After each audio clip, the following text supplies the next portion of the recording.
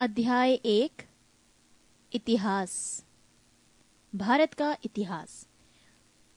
उत्तर में हिमालय से लेकर दक्षिण में समुद्र तक फैला ये उपमहाद्वीप भारतवर्ष के नाम से ज्ञात है, जिसे महाकाव्य तथा पुराणों में भारतवर्ष अर्थात भरत का देश कहा जाता है तथा यहाँ के निवासियों को भारतीय अर्थात भरत की संतान कहा गया है। यूनानियों ने भारत को इंडिया तथा मध्यकालीन मुस्लिम इतिहासकारों ने हिंद अथवा हिंदुस्तान के नाम से संबोधित किया है। भारतीय इतिहास को अध्ययन की सुविधा के लिए 3 भागों में बांटा गया है: प्राचीन भारत, मध्यकालीन भारत एवं आधुनिक भारत। प्राचीन भारत। 1. प्राचीन भारतीय इतिहास के स्रोत।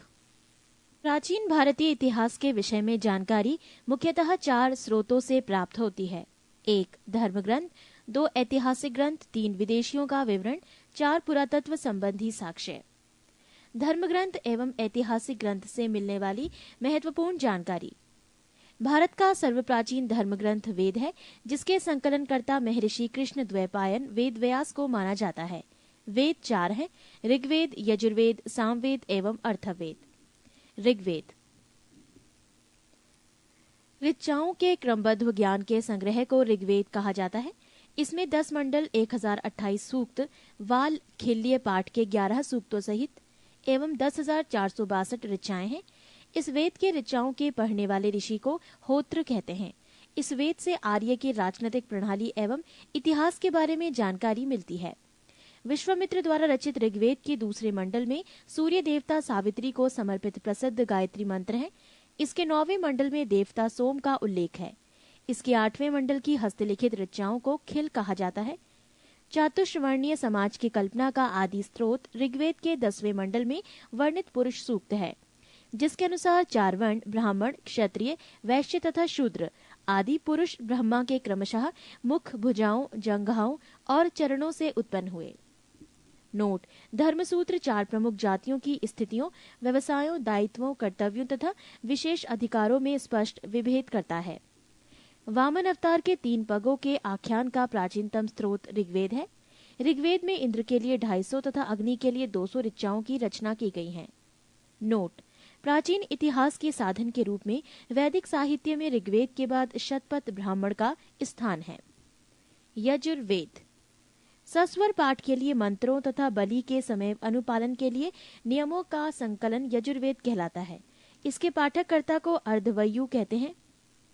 ये एक ऐसा वेद है जो गद्य एवं पद्य दोनों में है। सामवेद ये गाई जा सकने वाली ऋचाओं का संकलन है। इसके पाठ्यकर्ता को उद्रात्र कहते हैं। इसे भारतीय संगीत का जनक कहा जाता है। पृष्ठ 2 अर्थवेद। अर्थवा ऋषि द्वारा रचित इस वेद में रोग निवारण, तंत्र मंत्र, जादू टोना, शाप वशीकरण, आशीर्वाद, स्तुति, प्रायश्चित, औषधि, अनुसंधान, विवाह, प्रेम, राजकर्म, मातृभूमि, महात्म्य आदि विविध विषयों से संबद्ध मंत्र तथा सामान्य मनुष्यों के विचारों, विश्वासों, अंधविश्वासों इत्यादि का वर्णन है। इसमें सभा एवं समिति को प्रजापति की 2 पुत्रियां कहा गया है। नोट: सबसे प्राचीन वेद ऋग्वेद एवं सबसे बाद का वेद अर्थवेद है। वेदों को भली भांति समझने के लिए 6 वेदांगों की रचना हुई है। ये है शिक्षा, ज्योतिष, कल्प, व्याकरण, निरुक्त तथा छंद। भारतीय ऐतिहासिक कथाओं का सबसे अच्छा क्रमबद्ध विवरण पुराणों में मिलता है। इसके रचयिता लोमहर्ष अथवा इनके पुत्र उग्र श्रवा माने जाते हैं। इनकी संख्या 18 है, जिनमें से केवल 5 मत्स्य, वायु, विष्णु, ब्राह्मण एवं भागवत में ही राजाओं की वंशावली पाई जाती है। पुराण और संबंधित वंश: विष्णु पुराण, मौर्य वंश, मत्स्य पुराण, आंध्र सातवाहन, वायु पुराण, गुप्त वंश। नोट: पुराणों में मत्स्य पुराण सबसे प्राचीन एवं प्रामाणिक है। अधिकतर पुराण सरल संस्कृत श्लोक में लिखे गए हैं। स्त्रियां तथा शूद्र जिन्हें वेद पढ़ने की अनुमति नहीं थी, वो भी पुराण सुन सकते थे। पुराणों का पाठ पुजारी मंदिरों में किया करते थे। स्मृति ग्रंथों में सबसे प्राचीन एवं प्रामाणिक मनुस्मृति मानी जाती है। ये शुंग काल का मानक ग्रंथ है। नारद स्मृति गुप्त युग के विषय में जानकारी प्रदान करता है। जातक के बुद्ध की पूर्व जन्म की कहानी वर्णित है। हीनयान का प्रमुख ग्रंथ कथा वस्तु है, जिसमें महात्मा बुद्ध का जीवन चरित अनेक कथानकों के साथ वर्णित है। जैन साहित्य को आगम कहा जाता है।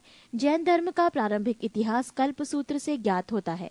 जैन ग्रंथ भगवती सूत्र में महावीर के जीवन कृत्यों तथा अन्य समकालिकों के साथ उनके संबंधों का विवरण मिलता है। अर्थशास्त्र के लेखक चाणक्य, कौटिल्य या विष्णुगुप्त हैं। ये 15 अधिकरणों एवं 180 प्रकरणों में विभाजित हैं। इससे मौर्यकालीन इतिहास की जानकारी प्राप्त होती है।